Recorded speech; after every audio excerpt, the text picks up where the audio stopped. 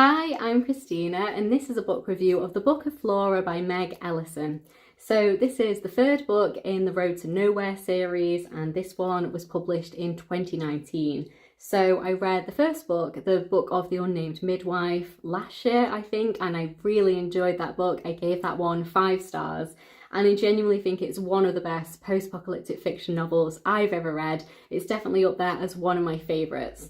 And then I read the second book in the series, the Book of Flora, relatively recently, and I enjoyed that one too. I gave that one 4 stars, so I didn't enjoy it quite as much as the first one, but I still really enjoyed it. And then this one, I just kind of felt like the story kind of fell away for me a little bit. So I've given this one 2 stars. And I definitely think this one was a little bit underwhelming and disappointing for me personally. So let me tell you a little bit about the story. So obviously I can't tell you too much as it is the third and final book in the trilogy. But just to give a little bit of background, the first book is set, and then the second book is set 100 years after that one. So in the first book, the unnamed midwife founds a town called Nowhere, and then the Book of Flora is set 100 years later. I think it's 104 in the Nowhere Codex. So it's been about a century. And then this book is set 40 years after the second book.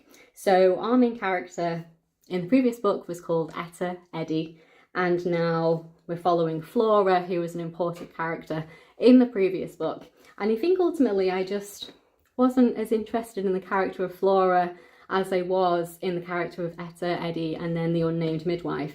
And I think perhaps the story itself just kind of fell apart a little bit. I was really interested in the first characters, all of the characters in the first book, and just kind of following these characters in this world. And in the second book, I was also really enjoyed the character of Eddie. I found her really interesting. And then this one was just a little bit more, I don't know if the story was really doing what the other two were trying to do. I felt like we kind of forgot about the plot for a little while, and we were just kind of following the character of Flora. And I think as well, we met Flora as an adult in the previous book, and then kind of followed Flora as kind of a secondary character. And then in this one, it's kind of the story of Flora's life. So we go back in time and we meet Flora as a child, and Flora works with a slaver essentially, and in the beginning. And I'm just not sure I was really interested in reading like it's not a prequel, but you know, in terms of the timelines, we go back in time for Flora, and I just don't think I was quite as interested. And we do swap around time in this, because when we first meet Flora in this story, she is living on an island that is about to be attacked by an army. And then she kind of goes back and forth and tells you about her life and different things that's happened, and tells you what happens with the characters in the previous story and when they maybe lost touch with each other and different things like that. And I just, I don't know if the immediacy felt like it was there quite so much, because obviously I know in the present day, this army is coming to attack the island where Flora lives. And I think Flora is quite high up in their kind of social hierarchy. Like quite an important figure in the town, so when he makes decisions and, you know, has some kind of power over the other people who live there. And yeah, I kind of lost a little bit of that threat, because we were kind of meandering back and forth a little bit and looking at different stages of Flora's life that I wasn't quite as interested in as probably what was happening in the present time. And then I'm probably going to be moving into spoiler territory now, so I will just say, obviously, if you haven't read this book, and if you haven't read the other books as well, I'm going to say goodbye to you now, because I can't really explain my point without ruining some things. So yeah, spoilers from here on out. So basically, near the end of the book, we found out that the person who has been doing all of these terrible things and is leading the army is the person that Flora adopted as a child, and then raised as her own child. And I just kind of thought it was a little bit underwhelming, in the sense that, I appreciate that it came full circle, but I was just kind of a little bit disappointed that the bad person in this story ended up being the person that Flora has raised as their child. And the ending felt it was all very fast, and we just kind of killed this person really quickly.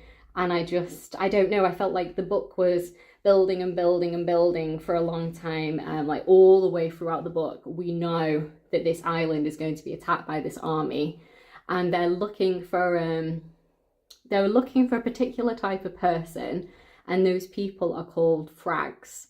And what that means is that is a woman who can reproduce asexually, essentially, so she can have a baby completely alone.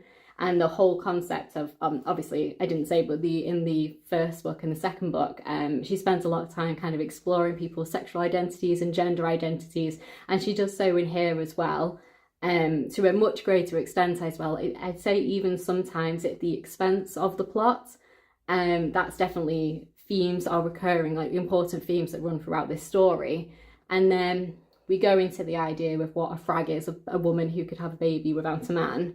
And we kind of follow that through for a little while. So the person who is leading this army, the person who is Flora's adopted child, believes in the concept of frags, and they're going around all of these villages and killing any woman who is pregnant, ultimately, and also killing a lot of people in the town, and they're kind of just leaving a wake of destruction behind them, this army. And I just didn't really like the way that the story went. So at the end of the story, all the way throughout the story, people are basically saying frags do not exist. Women cannot have a child without a man. Obviously in this era, because there's no such thing as IVF, and we wouldn't be able to do it. They don't have the technology for that, is what I'm trying to say. So there's no such thing as like artificial insemination, because they've lost all of the technology to do those things. So essentially the only way a woman could have a baby without a man would be that she could reproduce asexually. And all the way throughout the story, everybody's saying, you know, that's absurd, that can't happen, that's not the way babies are born, etc., etc. And they're trying to explain to the character of Connie that that's just not the way reproduction happens, essentially. That's not possible. And then it gets to the end of the story, and the idea is frags do exist, and women can have babies by themselves. And I just kind of didn't really believe in the science. So essentially, the Book of the Unnamed Midwife is set in our times, and then this virus spreads and a lot of people die, and it becomes very difficult for women to have children, and a lot of times women who are pregnant will pass away because of this virus, and so will the babies themselves. And it's really dangerous to be pregnant, and a lot of the women who become pregnant die, and a lot of their babies die too. So it's really, really difficult, and especially girls die as opposed to boys. So yeah, all of that is kind of the background. And then that was 100 years. So that book is set. And then the Book of Etta is set 100 years later. And then this book is set 40 years later. So what we're saying is, in 140 years of human evolution, women can now reproduce asexually. And it's just the lack of science for me. I can't get on board with the fact that in 140 years, women would be able to have a baby by themselves. I just can't. I'm sorry. And it kind of just fell into the realms of unbelievable for me. I don't know loads and loads and loads about evolution and science, but I just can't accept that in 140 years that could happen. And it just made the book feel a little bit silly for me, and a little bit, I don't know, I liked what was being discussed in the previous books. I liked the way we were exploring people's gender identities and sexual identities in like a post-apocalyptic setting, because I've never seen anybody do that before. And it was very interesting for, you know, this author to explore that.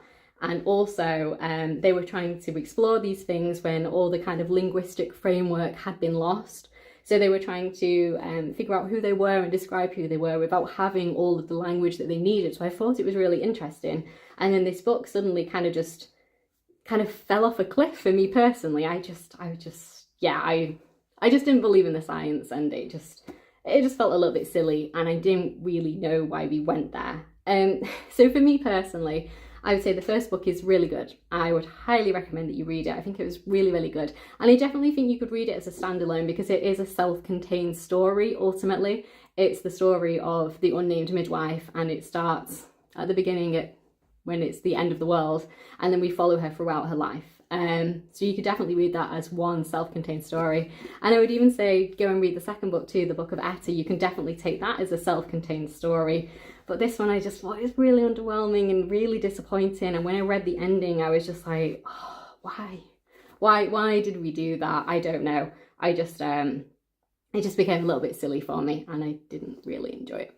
But I am glad that I finished the series, because ultimately I had enjoyed the first 2 books a lot. So I was always going to end the series at some stage. And I'm glad I read it very similar, you know, in time to the second one, so I didn't forget things, for example. So yeah, that was that one, a little bit disappointing. If you have read this book in the series, I would love to know what you think down in the comments below. I don't know anyone who's actually read the complete series, so I would really love to chat to you about it if you have read them. And I just want to see if you feel similarly to me, or did you like that ending? Did you think that was really good, or did you kind of feel like me and thought it was just a little bit silly and a little bit unlikely in the terms of human evolution? But yeah, let me know. I'd genuinely love to talk to you about it, because I haven't been able to talk about this with anyone at all, and it would be really interesting to see where other people fall on this.